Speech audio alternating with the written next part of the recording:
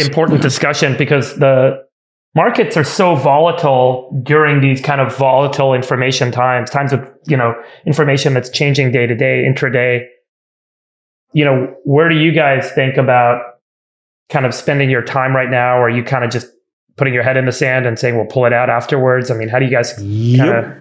In times of uncertainty, you actually want to be deploying. So, I announced, what was it, last week, I think it was? The solar deal?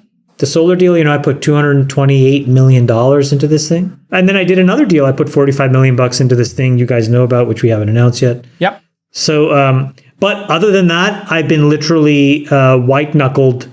I don't like to open the stock app. There's no point. Take some Dramamine before you open your Morgan Stanley account. The stock app. And what's so funny is like my Bloomberg terminal, which is right beside me here at my desk, I have not logged into it. Oh, God. Put it in a drawer. Unplug it. Yeah. There's just no point. At the end of every week, I get a report, right? Kind of like our P&L. And I just look at the top line. Like Connor always sends me the top line is like, and the last like 8 weeks in a row, we've lost 1%. We've lost 2%. We've lost 3%.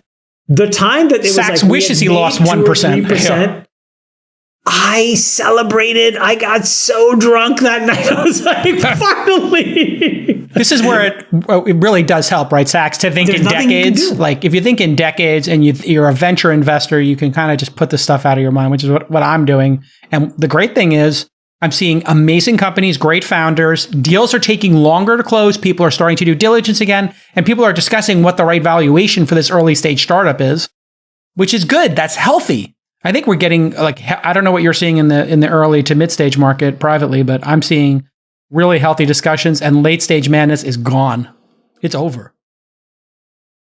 And if I had to look at that, and if you actually look at a bunch of the earnings reports that have come out in the last 3 or 4 weeks, I actually think we're in the part of the cycle here where we're starting to ignore the good news.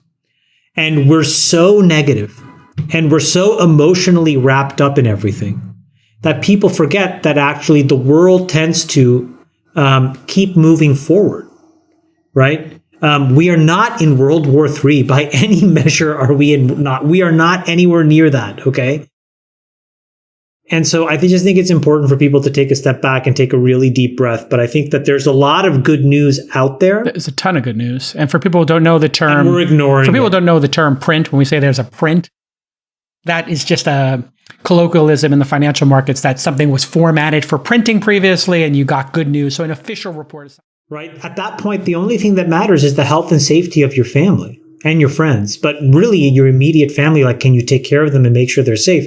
And so, if you're an investor in the financial markets or you're building a company, managing for that externality, in my opinion, I'm not sure makes a ton of sense because I don't think you can manage to that externality. You have no impact on it. It's something completely out of your control. Scenario. Yeah. So I think you have to manage to the 99.999% of normalized outcomes.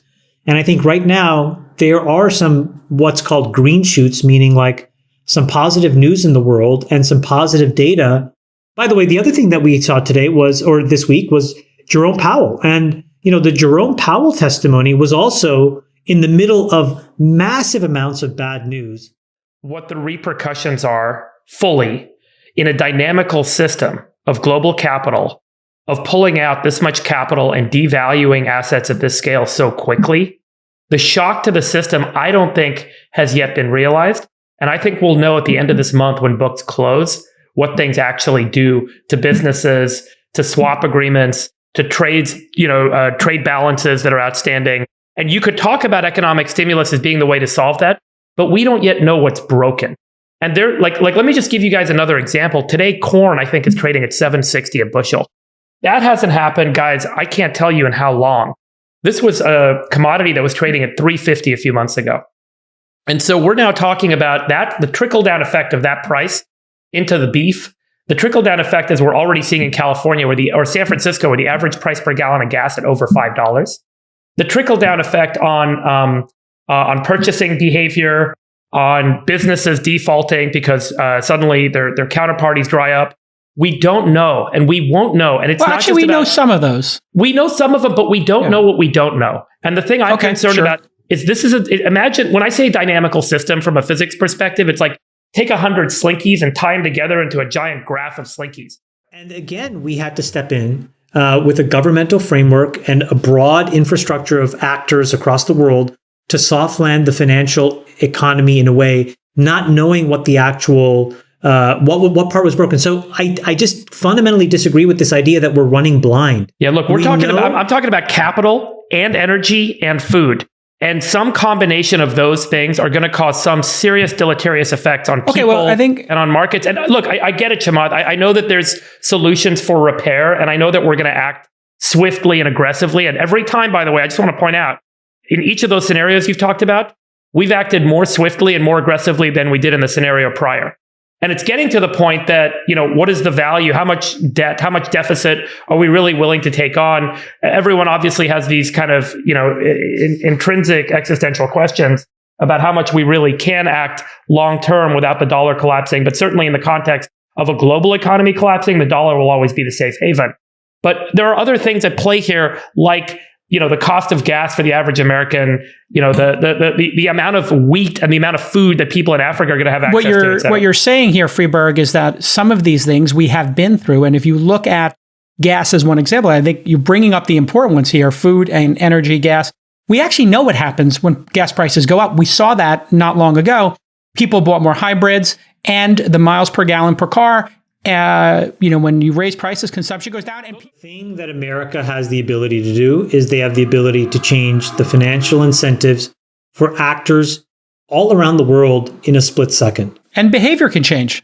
And so I actually think, Freeberg, the nuanced thing that you're saying, which I completely agree with, but maybe we should say it more explicitly, is it probably is a reasonable way to manage risk in America, Europe, Canada, Japan.